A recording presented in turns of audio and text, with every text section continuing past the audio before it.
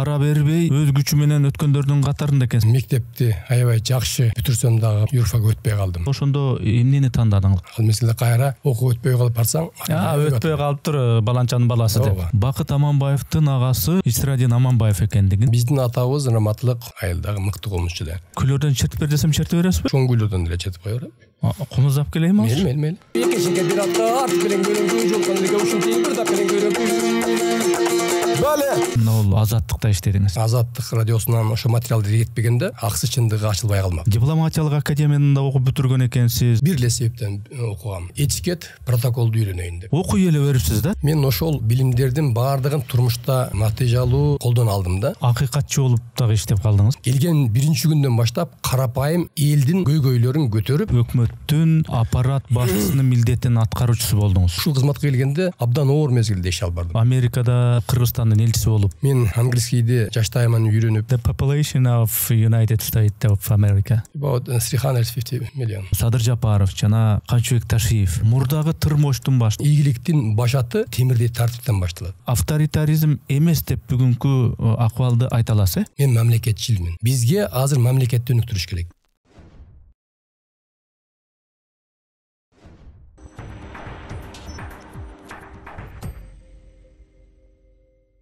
Ассаламу алейкум, урматтуу көрүүчүлөр, урматтуу катталуучулар. Биз кезектеги маектешүүбүздү, пикирлешүүбүздү подкастты баштайбыз. Менин аты жөнүм Эрнес Кыяз. Бизде кезекте конок бар. Конокту дароо эле аты жөнү ким экендигин айтып коеюн. Бакыт Аманбаев. Кош келипсиз. Ассаламу алейкум. Алейкум. Аманбаев Бактыбек Абдилашимович 1969-жылдын 11-майында Ош облусунун Каракулжа районунун Көңдүк айылында төрөлгөн. 1991-1996 жылдары Жусуп Баласагын атындагы Кыргыз улуттук университетинде билим алып, артыкчылык диплому менен аяктаган. 2007-2010 жылдары Кыргыз Республикасынын Тышкы иштер министрлигинин дипломатиялык академиясында, ал эми 2018-2021 жылдары Жусуп Баласагын атындагы Кыргыз улуттук университетинин юриспруденция факультетин бүтүргөн. Ошондой эле 1993-95 жылдары англис тили боюнча Оксфорд программасынын курстарын, ал эми 2012 жылдын февраль айынан ушул эле жылдын октябрь айына чейин АКШнын Джорджия штатындагы Кеннеста мамлекеттик университетинин квалификацияны жогорулатуу боюнча атайын программасын ийгиликтүү аяктаган. Эмгек жолунда буга чейин бир катар жоопкерчиликтүү мамлекеттик кызматтарды аркалаган. 2000-2005 жылдары Азаттык радиосунун кабарчысы болуп иштеген. 2005-2007 жылдары Кыргыз улуттук телерадио корпорациясынын жарнама жана коммерциялык агенттигинин директору. 2010-2011 жылдары Ош шаарынын вице-мэри. 2013-15 жылдары Кыргыз Республикасынын акыйкатчысы. 2020-2021 жылдары Кыргыз Республикасынын өкмөтүнүн аппарат жетекчиси жана министр. 2021-24 жылдары Кыргыз Республикасынын Америка Кошмо Штаттарындагы жана Канададагы толук ыйгарым укуктуу элчиси болгон. Биз сүйлөшкөн убакытка так кечикпестен, мында өтө тактык менен келдиңиз. Сизге биринчиден буга мен ыраазычылык билдирем. Бала чакта адам кандай бир нерселерди кыялданат. Кыялы барып анан конкреттүү максатка айланат эмеспи? Ушу бала чакта эмнелерди кыялданчу элеңиз? Каракулжа районунун Көңдүк айылында карапайым өзүнүн мээнети менен, өзүнүн пешенеттери менен үй бүлөсүн баккан дыйкан адамдын үй бүлөсүндө туулдум. Атам раматлык 96 жашында бул дүйнөдөн кетти. Өзү абдан пакиза, таза, эч ким менен урушпаган, бирөө урушса дагы аны менен мындай талашып тартышпаган адам эле. Биз өзү 7 тууганбыз. 7 тууган тең жогорку билимдүүгө ээ болдук. Бардыгыбыз ар түрдүү кесиптин ээлери. Бардык бир туугандарыбыз ошо Лениндик стипендия менен окуганга аракет кылат элек. Мен дагы университетти кызыл диплом менен бүтүрдүм да. Эми ошо бала кезде, өспүрүм кезде мындай кыялый түрдө эле кооз кыялдана берет эмеспизби? Мектепти бүтүп атканда ошондо эмнени тандадыңыз? Кандай жол менен кетем дедиңиз? 10 классты бүтүргөндө улуттук университетинин юридика факультетинде тапшырдым. Бирок ал мезгилде окууга өтүш аябай оор эле. Мен мектепти аябай жакшы бүтүрсөм дагы, бааларым аябай жакшы болсо дагы, мен юрфага өтпөй калдым. Себеби экзамен тапшырып келгенде коом таанымдан экзамен болот эле, тарыхтан анан диктант жаздырат эле. Коом таанымы менен тарыхтан жакшы бала алып, баа алып, диктантка келгенде бир аз начар болуп калат эле дагы.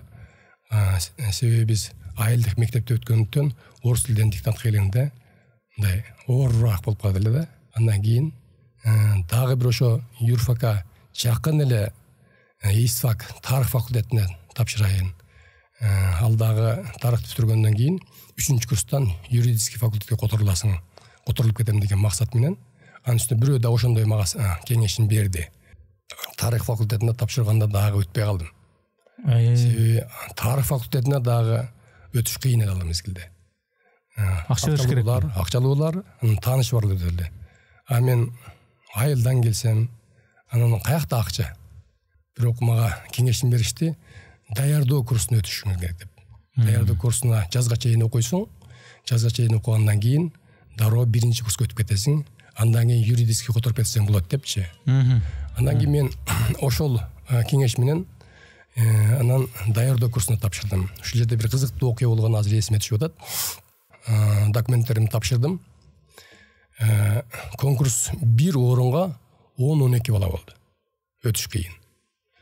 Андан кийин мен даярдыгым аябай жакшы болчу. Билеттердин дээрлик бардыгын дээрлик коом тааны менен тарыхтан жатка бердилим. Жакшысы ал жерде сочинение жок болчу. Өтүп кетем өз күчү менен деген үмүтүм чоң эле. Биринчи экзамен коом таануудан болду. Коом таануудан 2 ай экзамен алып атат. Үчүнчүсү да бар эле, ал кирип чыгып турат, ал өзү комиссиянын төрагасы окшойт да. Андан кийин кирип эле мен айттым. Агай дедим, мен окуп өтүшүм керек. Билеттердин бардыгын билем. Азыр билетти алайын дагы даярданбай жооп берейин. Өзү билетке жакшы жооп берсең, өзү суроода берилбеш керек негизичи. Мага суроону да бере бериңиздер. Эгер такалып калсам, анда мени өткөрбөй коюңуздар.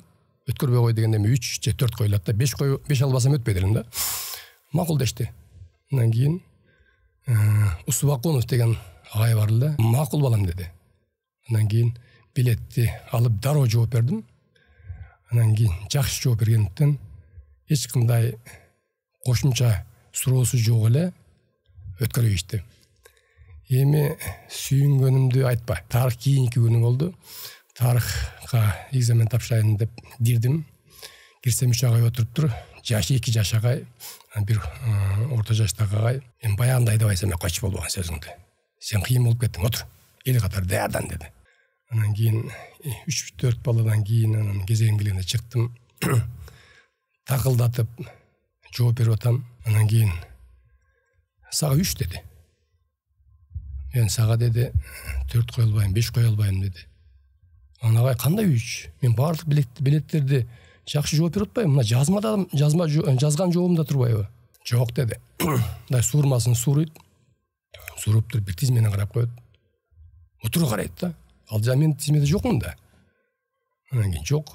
Сага дейт 4 койбойбуз дейт. Сага 5 койбойбуз дейт. Сага 3 коебуз деди. Анан айттым, мен жооп берем, ошого жараша баарын коюп бериңиздер дедим. Болбосо мен азыр силердин үстүңүздөн мен барбаган жерге барам дедим. Анткени мен канча убакыттан бери даярданып жүрөм. Мен азыр айылга барсам, мага уят. Ал мезгилде кайра окуп өтпөй калып барсаң, өтпөй калыптыр баланчанын баласы деп. Андан кийин экзамен билетин кайрадан ал деди. Алып биз жакшы жооп берсең, дагы кошумча суроо беребиз деди. Ага да жооп берсең, анда 5 коебуз деди. Макул дедим. Дароо билетти алып жооп бердим. Кошумча суроолорун беришти. Арасында ошо орто жаш болуп калган агай, макул балам. Биздикинде университетте сендей балдар дагы окуш керек деп анан баа коюп берди. Жанагы мугалимдер өзүнүн бул жактагы блокнотун, дептерчесин карап, бир сизди карап анан кийин жок, сага 5 койбойм, 4 койбойм, 3 коем дегенине караганда өзүнчө бир тизмеси болгон экен анда өтчүлөр. Ал элдин баары эле билет эле. Ошондо сиз ал окуу жайга, жогорку окуу жайына пара бербей, өз күчү менен өткөндөрдүн катарында экенсиз ошондо, Ооба. Бир үй бүлөдө 7 бир тууганбыз дедиңиз, 7 бир тууганбыз. Анан сиз ушул юридика багытына, ушул тарых багытына окуп үйрөнүпсүз. Анан бир үй бүлөдө бир туугандар болгону менен ар кандай жака кетет экен. Мисалы үчүн көпчүлүгү биле бербейт.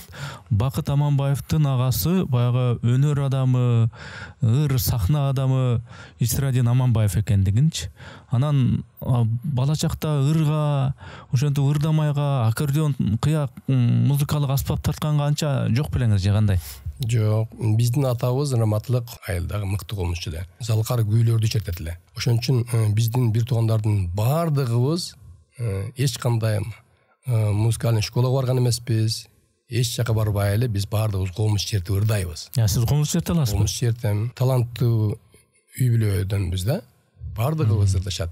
Исрадин Аманбаев билесиздер, белгилүү композитор, оюнчу. Бардыгыбыз жогорку билимге ээбиз. Бардыгыбыз ошол жаштайыбыздан комуз чертип, ырдап эле чоңойдук да. Азыр бир мындай өтө бир чоң күйлөрдөн эмес, мындай күйлөрдөн чертип бер десем чертип бересизби? Чоң күйлөрдөн эле чертип коёбуз. Комуздап келейинби? Мели. Мына колуңузда комуз турат. Эми сиз профессионал эмессиз. Мен деле профессионал эмес. Мен деле черте алам, профессионал эмесмин. Анан профессионалдардан кечирим сурайм. Ошон үчүн баягы кандай билсеңиз ошондой бир чертип дагы бир сиңгилден бир ырдап да койсоңуз жакшы болгон турат да. Ырдаса болот эле, бирок мен тамагым ооруп атат да. Көптөн бери комуз кармаганга жакшы черте албашы мүмкүн да. Ошон үчүн бирок черткенге аракет кылайын. Ооба. Атам раматлык айтат эле. Комуз черткен киши эле да. Токтогул током өзү бою узун эмес киши болгонго ошонун Айдар Алинин көйрөңгүсү деген күйсүн үйрөткөн эле. Тактоо үчүн комузду үйрөткөндө атаңыз комуз черткенди үйрөттүр да, Атам комуз черткенди үйрөттүр.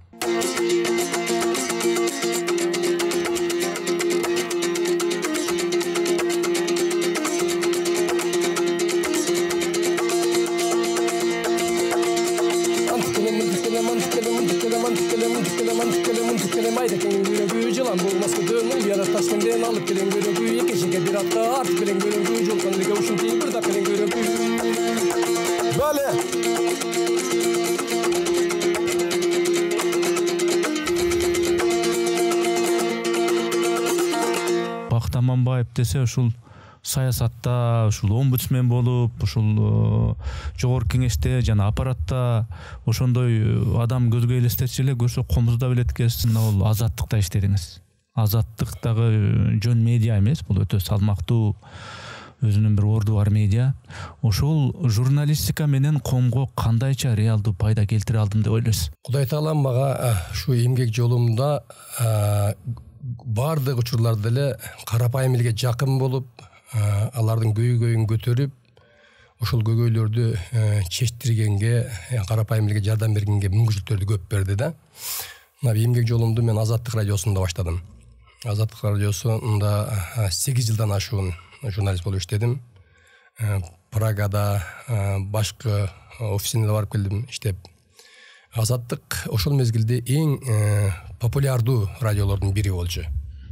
Ал мезгилде интернет, азыркындай соцсеттер жок эле. Азаттыкта иштеп атканда биз биринчиден карапайым элдин көйгөйлөрүн жеринде чагылдырып, ар кандай жанрда репортаждарды жасап, ошону жогорку бийликке жеткирет элек. Аксы кайгылуу окуясын коомчулук билет.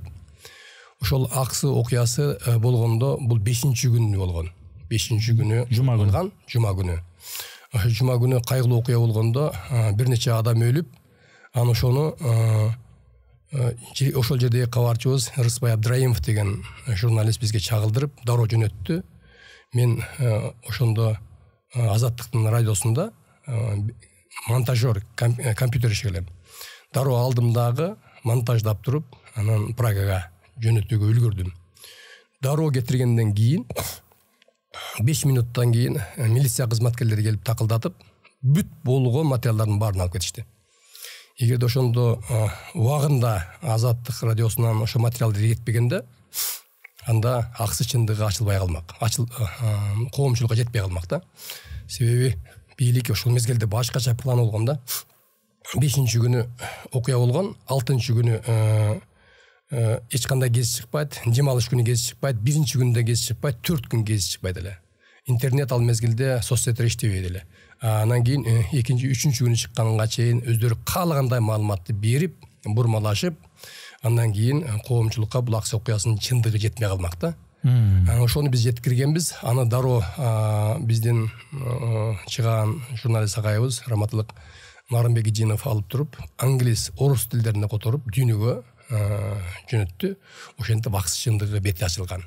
Аны кийин ошол мезгилдеги Акаевдин мезгилинде ошол мезгилдеги өкмөт башчысы Николай Танаев парламенттен отчет берип атып, өзү мойнуна алган.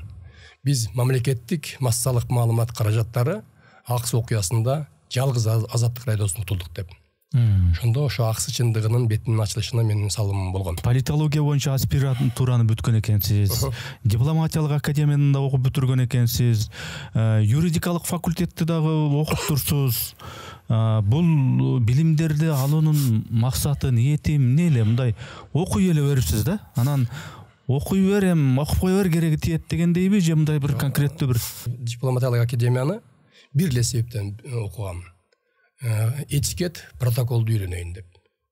Себеби бул абдан маанилүү нерсе.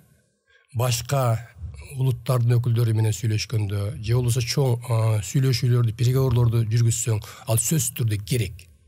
Ошон үчүн мен ушул эки предмет үчүн мен немени дипломатиялык академияны бүтүргөмүн. Бирок дипломатиялык академияны окуганда көп маалыматтарды, аябай керектүү билимди ала алдым. Ал жерде дипломатиянын негизи болгон эң керектүү, дипломатка керектүү маалыматтарды билимге ээ болдум. Ал кийин мына элчи болгондо мага толук пайдасы тийди да. Политология боюнча? Политология боюнча мен политология бул эми коомдук түзүлүштү, мамлекеттик башкаруу түзүлүштөрүн толук түрдө анализ кылат да. Аны менин кандидатский диссертациямдын темасы дагы Америка менен Кыргызстандын ортосундагы мамлекеттик башкарууга салыштырмалуу анализ деген темада жазылгам да.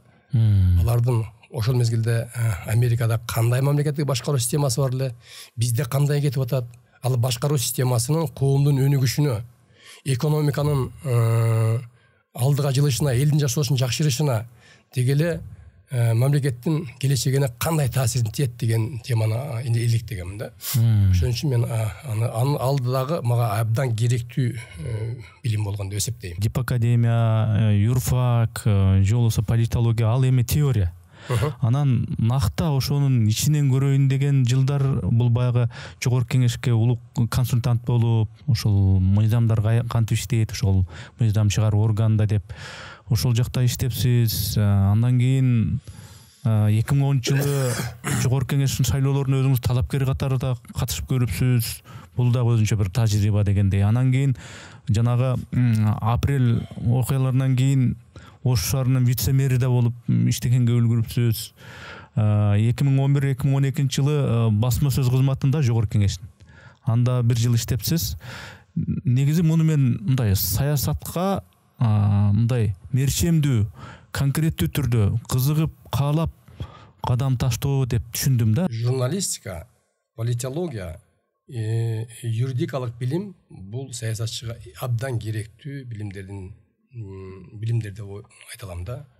Себеби мен юрфакты жаштайман, мен сот болом, юрист болом деп жүрүп, юридический бүтүрдүм.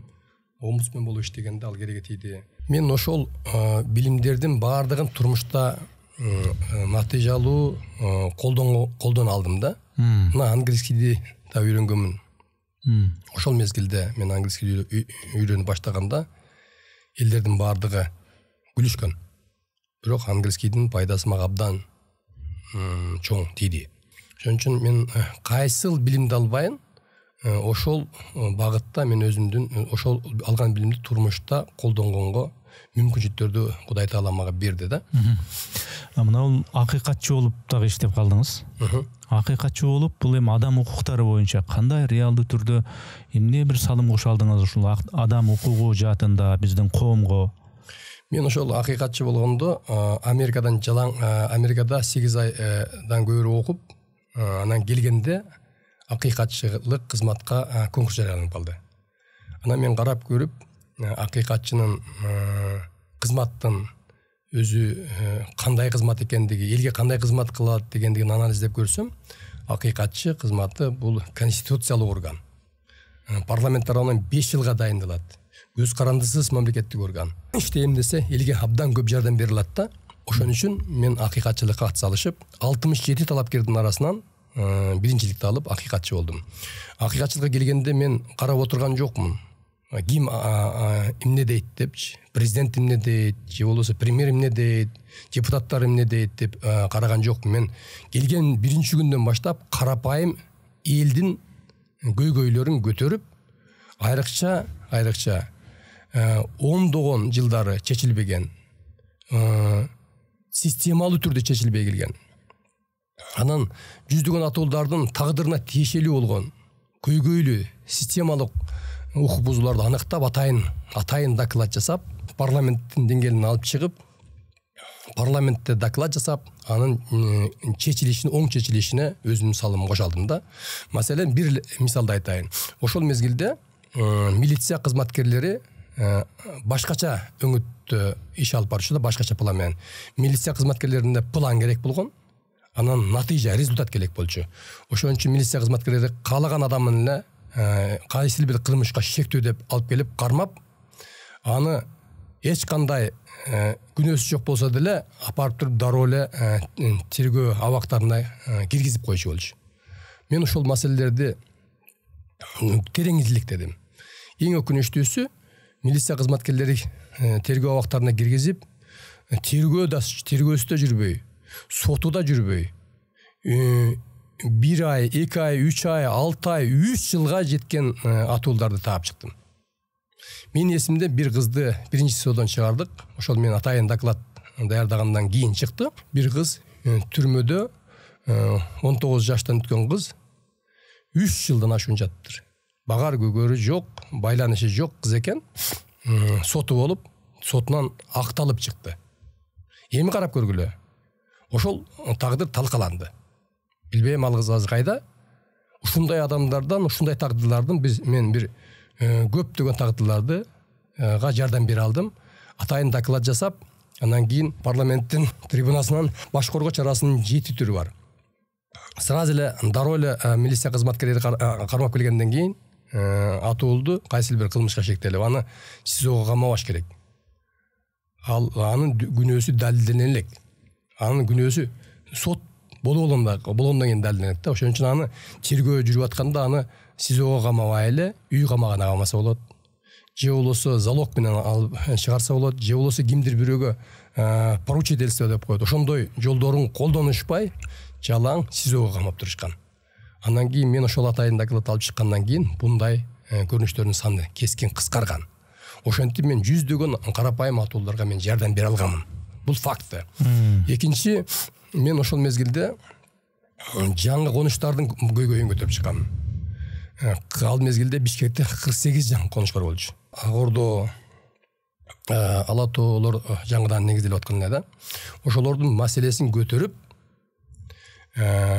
парламентте айтып, адам укуктарынын башкы декларациясынын талаптарына ылайык ар бир өкмөт өзүнүн атуулдарына мындай күнүмдүк жашоосуна керектүү зарыл нерселер түшүп берүүгө милдеттүү. Силер 4 нерсени чечип бергиле. Биринчиси таза суу чыгарып бергиле, автожол салып бергиле, оорукана салып бергиле, мектеп салып бергиле деген маселени көтөрүп, аны кайсы мамлекеттик орган чечиш керек, ошону да тактап бергиле. Мэрия чечиш керекпи? Кайсы канча мүнөттө чечиш керек деген маселени мен кабыргасына койгом. Бирок мунун баардыгын койгондон кийин ал мезгилдеги бийликке мен жаккан эмесмин. Жакпай, алар мага каршы ким эле ал убакта бийликтин башында? Алмазбек Атамбаев, каршы саясат жүргүзүшүп, мени 4 жыл, 5 жылга шайланганмын, 4 жылдан өтүп калганда мени мыйзамсыз эле жумуштан алып койшун. Мен аны соттошуп кайра келсем болмок, бирок мен андай адам эмесмин. Демек, буларга керегим жок экен деп, анан кийин омбудсмен кызматынан кеткенмин. Коомчулук билет, азыр мен жолугушууларда көп жерге барганда карапайым элдерден ошол мен жардам бергендер бар экен.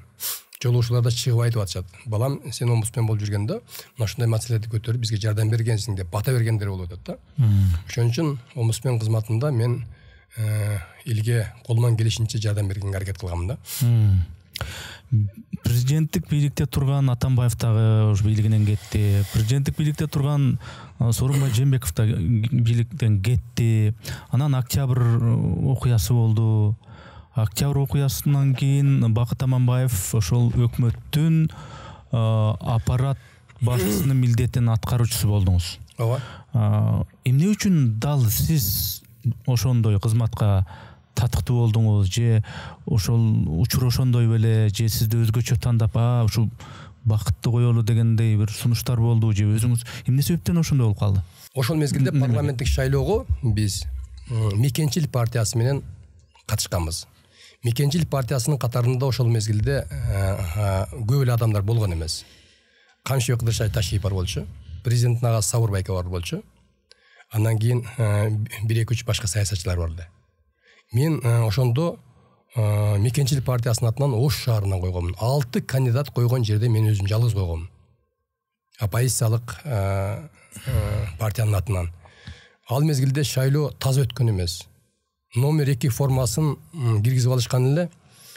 Бир жерден экинчи жерге колунан келишинче адамдарды автобустар менен алып келип, бурмалашып, ар бир шайлоо участогунда спортсмен балдарды кайтартып коюшуп, Азаттык Мекенчил партиясына бердирбейбиз деп. Ошондо дагы кыргыз элинен айланса болот. Ар бир 10 адамдын жок деген 3 адам берип атышты. Ошентип биз көпчүлүк добуш менен биз парламенттик шайлоодо биз көпчүлүк добушту алдык ошондо. Андан кийин Кыргызстанда жанагындай саясий окуялар болуп кетти. Анан биздин учурдагы президентибиз түрмөдөн чыгып келди. Андан кийин биз бир команда болгондон кийин арасынан мени ошо аппарат башчылык тире министрлик кызматка дайындашты. Эсимде ушул кызматка келгенде абдан оор мезгилде иш алып бардым. Алдыда кыш, ковид, пенсия пособияны төлөш керек. Мындан сырткары тышкы карыз. Ошонун бардыгын ыгы менен жайгаштырып, маселени чечип, президент шайлоону ийгиликтүү өткөргөндөн кийин мен Кыргызстандын Америка Кошмо Штаты жана Канададагы толук ыйгарым укуктуу элчиси болуп дайындалдым. Инвестиция тартыш керек болчу. Өзүңүз айткандай, ошол Америкада ошо Кыргызстандын элчиси болуп иштеп калдыңыз. Бул кызматты сиз өзүңүз мага ушуну берсеңер, мен ошо көзүм жетип турат дегендей кылып өзүңүз тандадыңызбы, же бул сизге мындай сунуш болдубу, же кандай? Ал мезгилде менде тандоо болгон. Же ушул Кыргызстанда калып өкмөттүн курамында иштөө, же башка өлкөлөргө барып, өнүккөн өлкөлөргө барып, Кыргызстанга инвестиция тартуу деп. Мен англискийди жаштайыман үйрөнүп, чет мамлекеттердеги уюмдарда, чет элдик уюмдарда иштеп жүргөндүктөн мен Америкага элчи болуп кеткенди мен өзүм мага ошондой сунуш болду, мен дароо эле кабыл алдым. Англис тилин жакшы эле деңгээлде билесизби? Бул кандай курстарды окудуңузбу, же өзүнчө бир ыкмалар менен үйрөндүңүзбү? Жакшы эле. Англискийди мен 1-чи курстан баштап үйрөнө баштадым. Тилди үйрөнүү мага оңойго турган жок. Мен бир 4 жыл күнү түнү окуп жүрүп үйрөндүм да. 2013-жылы Америкага 1 жылга жакын окуп келдим. Аябай тилимди практикалап, Америкадан 1 жылдай окуп келип, андан кийин англискийде мына эркин сүйлөгөнгө мүмкүнчүлүк болду да. Анан ошону кийин азыр элчи болгондо эркин колдоно алдым да. What is the capital of Great Britain, Mr. Buckles? London. London. The population of United States of America? About 350 million. Октябрь окуялары өттү, тарых ага өзүнүн баасын берер, анын катышуучулары ар кандай баасын берип жүрүшөт. Мынау ошол Кыргызстандын ички саясатында, Кыргызстандын экономикасында туруктуулук орноду, экономикалык туруктуу бир жолго түштү Кыргызстан. Саясат жагынан дагы туруктуулукка түштү деп сиз мындай айта аласызбы? Мен ишенимдүү айта алам. И далилдүү айта алам да. Мына соңку 4 жылда Кыргызстанды туруктуу экономикалык өнүгүү жолуна чыгарууга, экономикалык секирик жасоого толук мүмкүнчүлүктөр түзүлдү. 5 негизги кадам 5 чоң иш-чара аткарылды. Биринчи конституциялык реформа болуп, бекем тартип орноду. Бекем тартип болбогон жерде эч кандай реформа ишке ашырылбайт. Экинчи, уюшкан кылмыштуу топ жоюлду. Үчүнчү, тынчтык орноду. Тагыраак айтканда, биздин Кыргызстан менен башка коңшулаш өлкөлөрдүн ортосундагы дайыма болуп келген куралдуу кагылышуулар токтоду. Төртүнчү, коррупция менен каршы айыгышкан күрөш жүрдү. Натыйжада улуттук бюджет 2020 жылы 8 миллиард доллар болсо, бүгүн 17,5 миллиард долларга чыкты. Көптөгөн социалдык маселелер чечиле баштады. Гидроэлектростанциялар курулуп баштады. Бешинчи, Кыргыз-Кытай эл аралык Транс-Евразия, Европа өлкөлөрүн бириктирген темир жол курулуп баштады.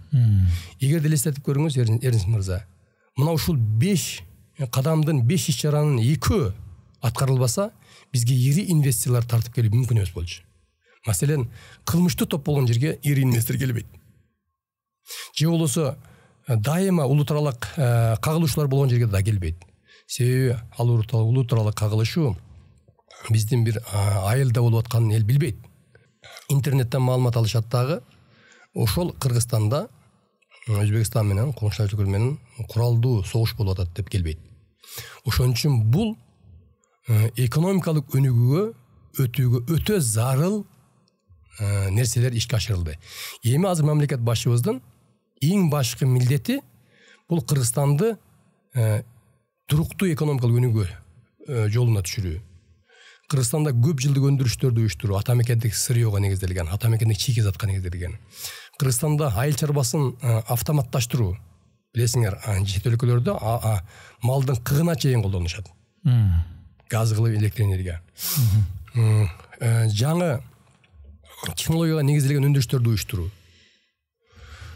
Ошентип Кыргызстан экономикасын мындай туруктуу өнүгүүгө жеткирүү.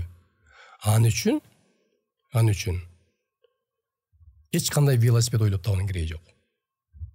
Ан үчүн биз өнүккөн өлкөлөрдүн, анан кийин өнүгүп келаткан өлкөлөрдү ийгиликке жеткирген, ишке аша турган Кыргызстанда ишенимдүү экономикалык өнүгүү жолун эле колдонушубуз керек. Акыркы 30 жыл ичинде Кыргызстандын ушул бийлигиндеги президенттер мен катачылык кетирбейм деп атып, ушул мурдагы президенттердин катачылыгын айтып атып, улам бири-биринин катачылыгын кайталай беришти да.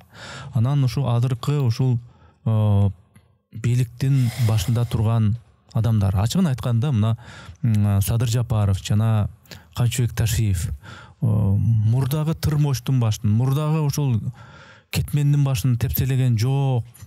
Булар туруктуу бир жолго түшүштү деп ишенимдүү демек айта алат экенсиз. Мен ишенимдүү айта алам, анткени себеби мен дүйнөлүк өнүккөн өлкөлөрдүн, өнүгүп келаткан өлкөлөрдүн көп тарыхын, баскан жолун терең изилдеп көрүп келдим. Ал өлкөлөрдө, бардыгы өнүккөн өлкөлөрдө, өнүгүү жолуна түшкөн өлкөлөрдүн дөгү эң ийгиликтин башаты бул темирдей тартиптен башталат. Орусча айтканда централизованный неме керек да, власть керек да. Борборлоштурган бийлик керек. Мисалы үчүн Сомалиде, же Конгодо, же башка Африка өлкөлөрүн алалык. Демократиянын туу чокусу бар алардачы. Кагаз түрүндө. Конституциялык парламентский форма правления. Кыргызстандын 2010 жылдан 20 жылга чейинки конституциялык форма правления ошол жолдо. Өкмөт парламентте кайсы партия жеңип келсе, ошол партиялардан түзүлөт. 7 өзүнүн округу бар, 7 аймак бири-бирине баш ийбейт, таптакыр. Керек болсо куралдуу дагы кагылышуулар болуп турат. Бирок конституциялык негизде чыныгы демократия. Бирок аларда борбордоштурулган бийлик жок. Күчтүү тартип жок. Күчтүү тартип болбогон жерде эч убакта мыйзам ишке ашырылбайт. Күчтүү тартип болбогон жерде эч убакта коррупцияга каршы күрөш жүрбөйт. Күчтүү тартип болбосо экономикалык өнүгүү болбойт. Бул дүйнөлүк өлкөлөр тарабынан далилденген туура жол. Эгерде ким туура эмес десе, мен ошол менен дебатка чакыр, мен далилдеп бергенге даярмын.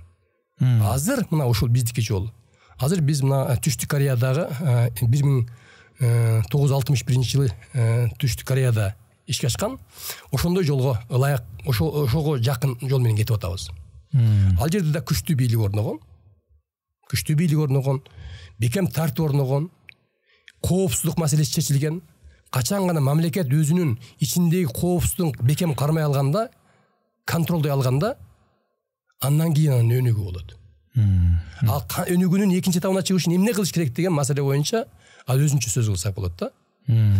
Ошого негизги шарттар азыр бар. Октябрь окуясынан кийин баягы конституциялык нары суур беришсирлер болбодубу? Ар ким өзү мындай кылыш керек, башкаруунун формасы мындай болуш керек депчи, ар кайсы саясий күчтөр. Анан ошо саясатчылардын бири Өмүрбек Текебаев ошондо бир айтты эле, азыр дагы YouTube'да видеосу турат. Көрөсүңөр. Түркмөнстанга айланасыңар депчи. Жүгүнүп туруп кол чаап каласыңар деп. Демек, ал жыл деле өттү, 2-3 жыл өттү. Азыр демек Түркмөнстан эмеспиз, азыр башка бир форматтагы өлкөбүз. Бирок Түркмөнстан эмеспиз. Бизде бир нерсени туура түшүнүшүбүз керек да. Бир нерсени коомчулукка туура жеткириш керек да. Бул экономическая свобода бар. Андан кийин демократия бар. Азыр экономическая свобода бизде бар. Ким иштейм десе, ким иш кылам десе, толук мүмкүнчүлүктөр түзүлгөн. Каалагандай ишти жасасын. Бирок жетишпеген жактар көп. Аны азыр биз келечекте башкача реформалар менен ишке ашырабыз деп азыр сунуштап атабыз. Азыр менин шайлоодогу депутаттык программамдын негизинде ошолор келип кетет. Ошон үчүн бизде адашпаш керек да. Бизде мындай авторитаризм орноп калды, жеке бийлик орноп калды деген сөздөр бул эптеп кылдан кыйкым таап, кайрадан башаламандыкка алып келүүгө аракет жасагандардын иши деп ойлойм. Себеби бизде азыр бекем тартип орноду, мыйзам үстөмдүгү бар. Эми азыр элге эркиндик бериш керек. Бардык 7 миллион калкка толук түрдө экономикалык свобода бериш керек. 7 миллион калктын таланттуулары, билимдүүлөрү, ишкерлерине толук өзүнүн идеясын ишке ашырганга мүмкүнчүлүктөрдү бериш керек. Ошондо гана экономика дүр кетет. А эгерде демократия болуп башаламандык болуп турса, Сомалидай болуп, анда эч убакыт өнүкпөйбүз. Биз 2020 жылга чейинки конституциянын негизинде 7 баштуу бийлик бар болчу бизде. 7 баштуу эмне? 5 баштуу. Парламент өкмөткө шылташтуу. Өкмөт парламентке, парламент президентке шылташтуу. Мындан сырткары кылмыштуу дүйнөнүн, кылмыштуу топтун, уюшкан кылмыштуу топтун өзүнчө бийлиги бар болчу. Мындан сырткары партиялык лидерлердин өзүнүн бийлиги бар болчу. Муну эч ким тана албайт муну. Өзүң мыкты журналистсиң, билесиң. Ошон үчүн мамлекеттик деңгээлде чечим кабыл алып, конкреттүү экономиканы өнүктүрүп, элдин жашоосун жакшыртууга олуттуу иш чаралар аткарылган эмес. Бири-бирине тоскоолдук болуп турган. Азыр жоопкерчиликтүү бийлик орноду. Азыр эл кимден талап кылып алышын билет. Бакыт Аманбаевди демократиянын түпкү негиздерин түшүнбөгөн киши дейин десем, сиз ошол демократия деген эмне экенин билген, ошонун негиздерин түшүнгөн азаттыкта иштегенсиз, тажрыйбаңыз. Адам укуктарын билбейт дейиндегидей андай деле эмессиз, себеби омбудсмен болуп акыйкатчы институтунда иштегенсиз. Адам укуктары боюнча карапайым адамдардын укуктарын дегендей саясаттын күнгөй тескейин көрдүңүз, оңчул, солчул саясатчыларды көрдүңүз. Ошолордун баарын эске алып, бүгүнкү күндө мындай жарандык коомдун акыбалы кандай деп эсептейсиз? Бүгүн авторитаризм эмес деп бүгүнкү акыбалды айта аласыз?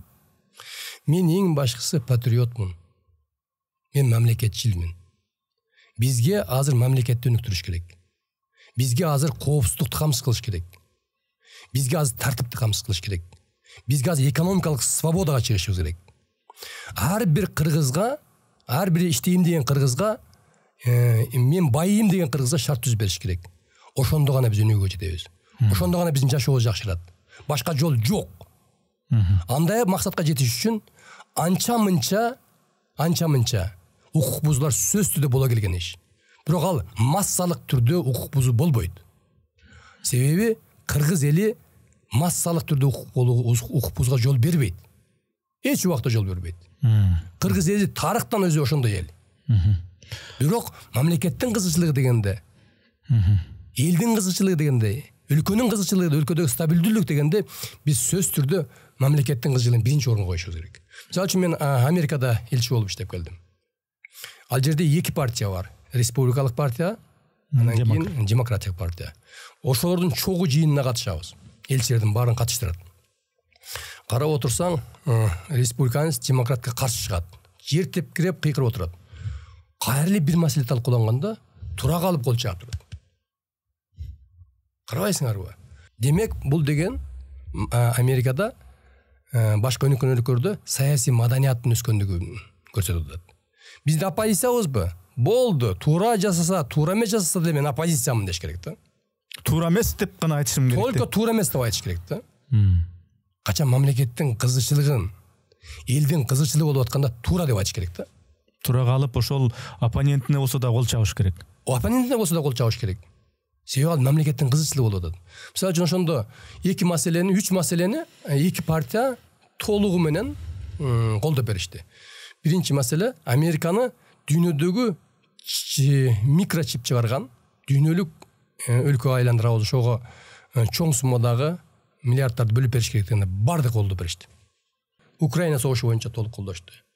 Үчүнчү маселе Американын инфраструктурасын дүйнөдөгү эң мыкты инфраструктурага айландырабыз. Дегенде ошого чоң сумма бөлгөндө да бардык колдошту. Демек, качан мамлекеттин келечеги дегенде алар бир муштун болуп, бир атанын балдарына билишет. А бул деген саясий маданиятты түшүндүрөт. Ошон үчүн биз качанга чейин биз мындай революциянын өлкөсүнө айланабыз. Бизге коопсуздук керек да. Бизде коопсуздук камсыз болуш керек. Тартип, бекем тартип болуш керек. Ошондо гана бизди башка өлкөлөр сыйлайт. Бакыт мырза, мына эми парламенттик шайлоого талапкер катары баратасыз. Анан сиздин программаңыз бар экен, конкреттүү түрдө. 4 мыйзам ушул ишке киргизсе, өлкөнү ушул 4 мыйзам өнүктүрөт деп атасыз. Ооба. Ток этер жерин ошол 4 мыйзамды айтсаңыз, ошол эмне болуп өнүгүп кетет, ошол 4 мыйзам кабыл алынса эле. Парламенттик шайлоодогу негизги урааным өлкөнү өзгөртүүчү 4 мыйзам деп аталат. Бул өнүккөн өлкөлөрдүн жана өнүгүп келе жаткан өлкөлөрдү ийгиликке жеткирген туура экономикалык өнүгүү жолу. Эң негизги максаты бул элге канча миллион калк болсо, Кыргызстанда 7 миллион калк болсо, 7 миллион калктын бардыгын тең. Айрыкча мен байым деген жаштарды, ишкерлерди, бизнесмендерди, иштеп аткан бизнесмендерди колдоп, алардын дагы жакшы иштеп алып баруусуна мамлекет тарабынан жетишерлик колдоону шарттарды түзүп берүү. Бул дүйнөлүк туура жол. Ошондо гана экономика өнүгөт. Аны 4 эле мыйзам менен калыптанса болот. Биринчи мыйзам бул жеке менчикти көздүн карегиндей сактоо жана анын корголушуна мамлекет тарабынан кепилдик берүү. Бул абдан маанилүү мыйзам. Бул мыйзам толук механизмдери менен иштелип чыгып турмушка ашканда, анда бизде экономикалык свобода, экономикалык эркиндик орнойт. Ар бир мен иш кылам деген, мен байым деген, инвестор болобу, ишкер болобу, эч тартынбай байганга, өзүнүн ишин жакшыртканга ынтызар болот. Бул дүйнөлүк практика ошондой. Экинчи мыйзам бул банк атаандаштыгын түзүү мыйзамы. Бизге банктардын атаандаштыгы керек. Банктардын атаандаштыгы орногондо бизде биринчи пайыздар төмөндөйт. Экинчи идеясы бар жаштардын, бизнесмендердин өзүнүн идеясын, бизнес идеясын ишке ашырууга начальный капитал алууга мүмкүнчүлүк түзүлөт. Үчүнчү атуулардын банктардан алган карыздарынан жеңил кутулушуна мүмкүнчүлүктөр болот. Карап көрүңүз өзүңүз. Азыр сиз дагы бир бизнес идея менен жүрөсүз. 1-2 жерге студия ачсам, же мектеп ачсам деп. Сизге начальный капитал керек. Эгерде сизге 5%га жакын акча менен 5%га чейинки пайызда кредит алсаңыз, жеңилдетилген насыя алсаңыз, сиз өзүңүздүн школаңарды ачасыз. Же болбосо бир дыйканды алайын.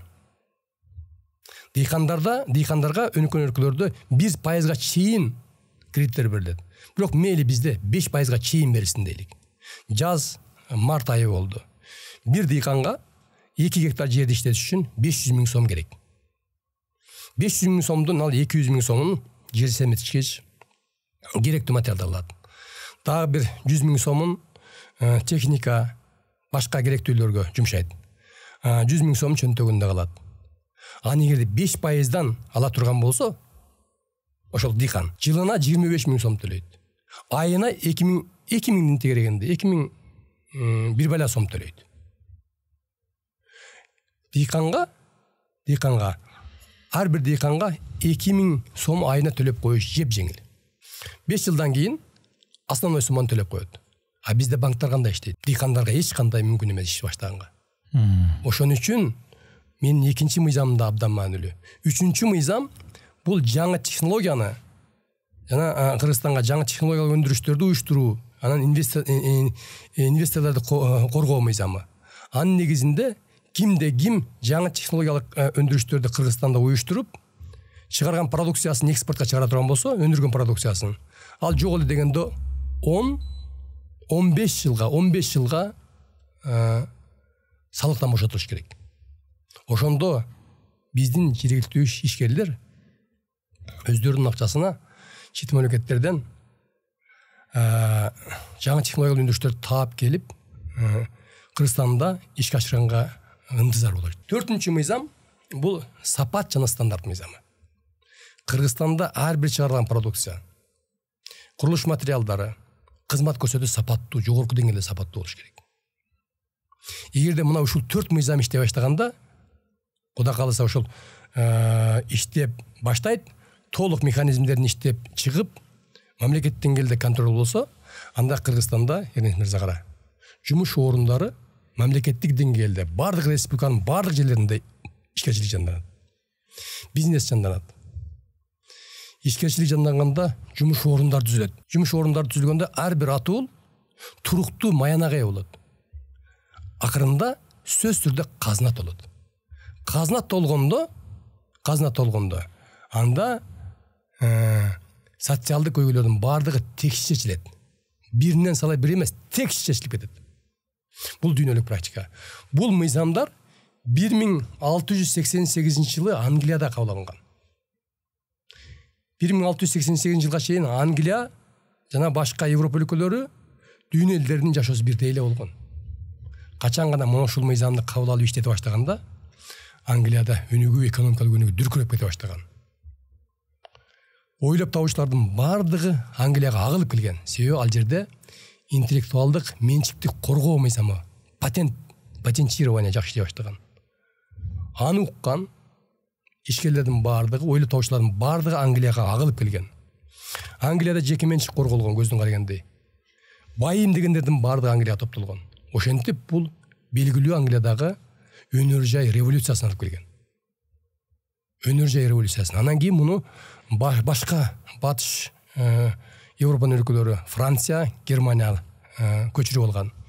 Андан кийин муну Америка, Япония, Сингапур, Кытай, башка өлкөлөр колдонушуп ийгилге жетип атышат. Экономикалык өнүктүрүүнүн, социалдык көйгөйлөрдү чечүүнүн бир эле жолу бар, Эрнес мырза. Бул экономикалык эркиндикти элге берүү. Бул ар бир мен байым деген адамга толук мамлекет тарабынан мүмкүнчүлүктөрдү берүү. Ошол мүмкүнчүлүктөрдү мына 4 эле мыйзам берет. Эгерде кошумчаңыз болсо, макул болсоң айтыңыз. Ушул 4 мыйзамды кабыл алып, ушуну ишке ашыра алсак эле өлкөнүн өнүгүүсүнө өбөлгө болот деген нерсе кече жакында эле пайда болгон нерсе болдубу, же бул мурдатан бышып келаткан нерсе болдубу сизде? Эгер ошондой боло турган болсо, Америкада элчи болгонуңузда, дагы башка кызматтарда иштеп атканда, мына бул бизде президент менен генерал Ташиев кантип өнүктүрөбүз деп жанталашып атпайбы? Ошого ушул ойлоруңузду буга чейин айтылганбы, же бул жаңы пайда болгон ойбу дейм да? Мамлекет башчыбыздын Камчы Кыдыршаевдин эң негизги максаты Кыргызстанды туруктуу экономикалык өнүктүрүүгө чыгаруу. элдин жашоосун жакшыртуу, өлкөнү өзгөртүү. Ошон үчүн соңку жана мен сөзүмдүн башында айткан 5 иш-чараны биринчи кезекте аткарыш керек болду, зарыл болду. Ага убакыт кетти. Чек ара маселесин чечкенге, кылмыштуу жоптук жок кылганга, коррупция менен каршы күрөшкөнгө азыр убакыт ошого келип атат. Азыр мунун бардыгы парламент аркылуу ишке ашат. Мыйзам аркылуу ишке ашат. Менин максатым президентибиздин колу жетпеген жерине кол, буту жетпеген жерге бут болоюн деген максатта ошо немеге кетип атам да. Ылайым ишке ашсын, бул укканда аябай сонун экен. Ушундай ишке ашып кетсе, анан өлкөбүз өнүгүп кетсе, бул жаманбы депчи. Жакшы экен, бирок эгер негизи буга чейин депутаттар ушу шайлоолордун алдында ушу программаларын айтат, анан кийин депутат болгондон кийин эле анын көпчүлүгү атүгүл баары аткарылбай калган учурлар да болот. Сиздики мисалы үчүн аткарылбай калбайбы? Эгер аткарылбай калса кантесин? Эрнис мырза, парламенттин депутаттын 3 ыйгарым укугу бар. Биринчи ыйгарым укугу мыйзам кабыл алат, мыйзамды демилгелеп кабыл алат. Экинчи анын мыйзамдын аткарылышын көзөмөлдөйт, контролдойт. Эгер мыйзам иштебесе, кайрадан оңдоп механизмде иштеп чыгып, кайрадан киргизет. Үчүнчүсү, кандайдыр тоскоолдуктар болсо, же болбосо элдин көйгөйүн, шайлоочулардын көйгөйүн парламент деңгээлде көтөрүп айтат. Мен ошон үчүн ишенимдүү айтып атам. Мен депутат катары менде ыйгарым укук болот. Ыйгарым болот. Мен эч кимге карабай эле бул мыйзамдын үстүнөн иштеп, аны турмушка ашырганга мүмкүнчүлүк болот. Себеби мен мамлекет башчысын билем. Камчы Кыдырчайды жакшы билем. Бир командада жүрөбүз. Алар эч убакта өлкөнү өнүктүрөм деген адамга же идеяга эч убакта каршы чыгышпайт. Мен муну ишеним түрдө айта алам. Эрнис мырза, мен дагы бир нерсени учурдан пайдаланып айтып кетейин. Мен азыр ар бир эл жасаган конуштарда өзүмдүн 2-ден 3-төн өкүлүмдү калтырып атам. Алар менен түз байланышта болот. Менин помощниктерим, менин жардамчыларымын, менин телефондорум аларда болот. Максатым эл менен жакындан иш алып баруу. Элге жакында жардам берүү. Анткени себеби жолугушуулар да көрдүм, айтып атышат, алардын көйгөйлөрү соңку 30 жылда чечилген эмес. Бир эле көйгөй. Чечиле турган көйгөйлөр чечилген эмес. Анын себеби алар депутаттар келишет дагы дейт. Жакшы сүйлөп, кооз сүйлөп, добуш алат дагы, ошондон кийин бизге келбейт. Ушундай нерсени, ушундай көрүнүштөргө чек коюш үчүн мен азыр өзүмдүн өкүлдөрүмдү калтырып атам, биринчи. Экинчи, Кудай кааласа, элдин батасын алып, көпчүлүк добушту алып парламентке келе турган болсом, 5-чи мыйзамды дагы, урматтуу шайлоочулар, мен демилгелеп парламенттин кароосуна киргизем. Ал кандай мыйзам дебейсизби? Бул депутаттардын карапайым элдин алдындагы жоопкерчилигин чыңдаган мыйзам. Анын негизинде, эгерде кайсы бир депутат элдиге берген уадасын аткарбаса, эл менен жолугушууга келбесе, эл менен тыгыз иштебесе, карапайым элдин укугу болот. Карапайым элге укук берилет, мыйзамдуу укук берилет. Өзүнүн депутатын кайрадан артка чакырып алганга. Бул мыйзамды киргизиш учурдун талабы. Мен ойлойм, мамлекет башчы дагы, жетекчилер дагы муну колдойт деп. Себеби депутат деген бул элдин өкүлү. Эл менен бирге болуш керек, элдин көйгөйүн айтыш керек, мыйзамдарды, жакшы мыйзамдарды кабыл алыш керек. Бул дүйнөлүк практика. Башка өлкөлөрдүн иштеп келген практика. Башка өлкөлөрдүн практикасында да бар. Бул Англияда, Канадада, Америкада башкача өңөттө иштейт. Аларда губернаторлорду, мэрлерди чакыртып алса болот. Бул дүйнөлүк практика. Биз ошону киргизиш керек. Бардыгы мыйзам менен ишке ашырсак болот да. Коррупцияны жеңүү керек, коррупция менен күрөшүү керек деген уран бардык буга чейинки ушул 30 жылдагы ушул бийлик башындагылардын негизги девизи болду. Башкы урандардын бири болду. Азыркы ушул мына октябрь окуясынан кийинки келген бийликтин ушул коррупция менен күрөшүү ыкмасына сиздин көз карашыңыз кандай? Жанагы жеп алгандары кустурабыз, ошолордун баарын мамлекетке өткөрөбүз деген бул мында жанагындай популизм жокпу? Бул кандай? Мен факты менен айтпаймынбы? Кыргызстанда коррупция дегенде коррупциянын туу чокусу бул кумтөр болчу. Кумтөр болчу. Миллиардтаган долларлар уурдалып жең ичинен кетип келген. Күнтөр маселе чечилдиби? Элге өттү. Мындан сырткары Кыргызстанда эл аралык деңгээлдеги финансылык коррупциялык механизмдер түзүлгөн. Атуулдар кармалып, алардын механизмдери талкаланып, алар кустурулду. Мындан сырткары азыр ар бир тармак боюнча күрөш кетип атат. Албетте, бул көч бара-бара түзөлөт дейт. Бара-бара биз эл аралык деңгээлдеги коррупция менен каршы күрөшүүнүн ыкмаларын биз киргизишибиз керек. Ал бара-бара ал мыйзамдын негизинде ишке ашат. Ага биз акырындап кетип атабыз. Ошон үчүн ар бир патриот кыргыз атуулу азыр өлкөнүн келечегин ойлош керек. Өлкөнүн келечегин ойлоп, өзүнүн аз болсо дагы өлкөнү өзгөртүүгө салымын кошуш керек. Кандай салым кошуш керек? Жакшы идеяны колдош керек. Жакшы демилгени колдош керек. Анткени Эрнис мырза, экономикалык өнүгүү элдин жашоосунун жакшыртуу кокусунан болбойт. Өзүнөн өзү ишке ашпайт. Бул конкреттүү иш чаранын жыйынтыгы болот. Конкреттүү команданын ишинин жыйынтыгы болот. Ошон үчүн мен айтайын дегеним, урматтуу шайлоочулар, жакшы идеяны колдоңуздар. Добушуңуздарды сатпаңыздар. Азыр мен көрүп атам, 19 шайлоо округунда эки түрдүү ыкма менен иш алып кетип атышат. Айрым кандидаттар жеңичине акча тартып атышат. Акча таратып, агитаторлорду алып, 2000-ге чейин агитатор алып, ар бир үйдөгү адамдын бардыгын агитатор кылып алгандарды дагы көрүп атам. Ошолорду добуш бердиртип атат. Демек, бул мыйзамды өзгөртүү зарыл. Бирок азыркы учурдун талабы, ушу азыр туура бир мандаттуу шайлоо округу киргизилгенин мен колдойм. Бирок келечекте муну өзгөртүү учурдун талабы экенин мен түшүнүп атам.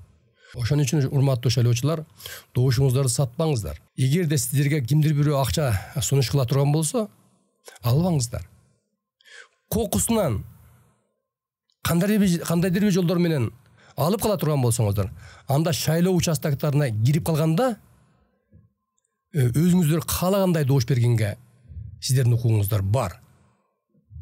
Себеби шайлоо кабинасында эч ким сиздерге тоскоолдук кылбайт. Ал жерде 5 мүнөт, 10 мүнөт отурсаңыздар болот. Эч ким чыгып кет деп айта албайт. Ал сиздердин 5 жылда бир жолу берилүүчү укугуңуздар. Ошол укугуңуздарды туура колдонуп, 19 шайлоо округундагы номер 18 номерде кетип аткан Бакыт Аманбаевди колдосоңуздар, сиздер анда өлкөнү өзгөртүүчү 4 мыйзам деген идеяны колдогон болосуздар. Сиздер анда Кыргызстанда ишкерчиликти болушунча болуп көрбөгөндөй жандандыруу керек деген идеяны колдойсуздар. Сиздер анда ар бир кыргыз атуулу туруктуу жумуш орунга жетишет деген идеяны колдогон болосуздар.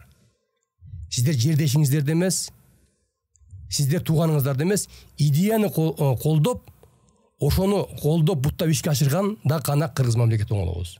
Мен айтайын дегеним ушул да. Рахмат. Парламенттин бедели боюнча, аброю боюнча ар президенттин тушунда парламентке лакап аттар берилип, анан кийин тиги чөнтөк парламент деп, башка парламент деп, сиз болочокто кандай парламентке депутат болгону кетип атам деп ойлоп атасыз. Мындай эми атын атыбай эле коеюн, эми лакап аттар бар, ошондой парламенттин бедели кандай болот? Мындай да, парламенттин бедели кетти дегенге мен эч ишенбейм. Парламенттин беделинин кеткенин себеби бул биздин мурдагы шайлоо системасынын мүчүлүштүгүнөн улам болгон. Мурдагы шайлоо системасында биз партиялык тизме менен шайладык. Натыйжада акчалуулар олчойгон суммада акчаны беришип, өздөрү шайлоого катышпай, элдерди үгүттөбөй, Дубайда эс алып жүрүп, парламентке кирип калганчылар болду. Ошондой атуулдар парламенттин ыйгарым укуктарын толук түрдө колдоно алышкан жок. Алар парламенттин эшигинин кайсы эшигинен чыгабыз дегенди үйрөнгүчө 3 жыл өтүп кетти. Ошон үчүн жанагындай макал лакаптарга ошолор ээ болуп калды. Эгерде парламентке чыныгы билимдүүлөр, тажрыйбалуу адамдар келсе, анда күчтүү мыйзамдар кабыл алынат. Ар бир мыйзам оны эмес жүздөгөн тагдырларды чечет. Экономиканын өнүгүшүнө жакшырышына өбүлгө түзөт. Ошондо парламент чыныгы парламент болот. Азыр элдин арасында сөз бар. Сиз ошондой парламентке кетип атасызбы? Ал деген мындай парламент болот деп. Жок. Мен буга караманча каршымын. Парламенттин ыйгарым укугун, 3 ыйгарым укугун эч ким тартып алган жок. Азыр жазылып турат. Болгону парламенттин депутаттары ошону туура колдонуш керек. Мамлекеттин кызыкчылыгы үчүн өздөрүнүн амбициясын анча-мынча басыш керек. Качан гана мамлекеттин кызыкчылыгы жөнүндө сөз болгондо, алар сөз түрдө ошол маселени колдош керек. Ошондо гана биз күчтүү мамлекетке айланабыз. Ошондо гана биз экономикалык секирик жасай алабыз.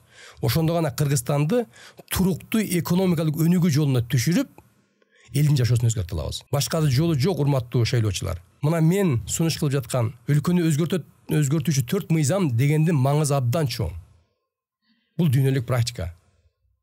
Өлкөнү экономика жактан өзгөртүүнүн, элдин жашоосун жакшыртуунун башка жолу жок. Мен ишенимдүү айта алам. Чоң рахмат. Берейин деген суроолордун баарын берип бүттүм. Сизде алдыдагы ушу аламанда сизге ийгилик каалайм. Чоң рахмат.